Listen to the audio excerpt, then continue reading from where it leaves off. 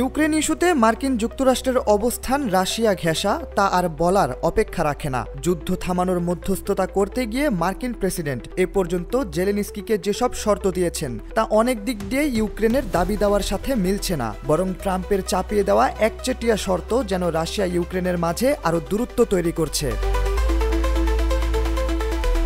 দেশ বাঁচানোর আশায় হোয়াইট হাউস অবধিও গিয়েছিলেন জেলেনস্কি, কাজ হয়নি। শেষমেশ দেশটি চেয়েছিল যুদ্ধ থামানোর মিশনে ট্রাম্প রাশিয়ার বিরুদ্ধে কি পদক্ষেপ নেয় তা দেখার। তবে সেখানেও ট্রাম্পের আচরণ একতরফা, তাই দেশটির সবশেষ চাওয়া হয়তো ছিল যে করেই হোক ন্যাটোর ভেতরে প্রবেশ করা। পশ্চিমা দেশগুলোকে হয়তো একসাথে লেলিয়ে দেওয়া সম্ভব রাশিয়ার বিরুদ্ধে, তবে সে আশাও পণ্ড করলেন ট্রাম্প।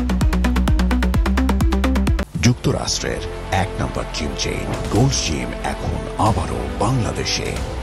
বসুন্ধরা আবাসিক এলাকা ও বসুন্ধরা সিটি শপিং মলে। মার্কিন প্রেসিডেন্ট ডোনাল্ড ট্রাম্প বলেছেন, ইউক্রেনের প্রেসিডেন্ট চাইলেই রাশিয়ার সাথে যুদ্ধ শেষ করতে পারেন, তবে শান্তি চুক্তির শর্ত হিসেবে ইউক্রেন ন্যাটোতে যোগ দিতে পারবে না। ট্রাম্প পুতিনের বৈঠকের পর এর পেছনে আসলে কে কলকাঠি নেড়েছে তা আর বুঝতে দেরি হয়নি কারো, কারণ ন্যাটোর কোনো সদস্য যদি যুদ্ধে লিপ্ত থাকে তবে অন্য দেশগুলো তাকে সাহায্য করতে বাধ্য, আর ইউক্রেন ন্যাটোতে প্রবেশ করলে তখন পুরো ইউরোপের বিরুদ্ধে একাই লড়তে হবে পুতিনকে।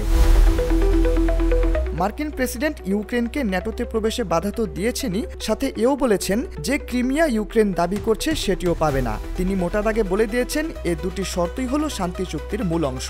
এবং রাশিয়ার প্রেসিডেন্টও দীর্ঘদিন ধরে ইউক্রেনের ন্যাটোতে প্রবেশে বাধা দিয়ে আসছিলেন। এখন প্রশ্ন হয়ে দাঁড়িয়েছে, তাহলে ট্রাম্প কার স্বার্থ রক্ষা করছেন?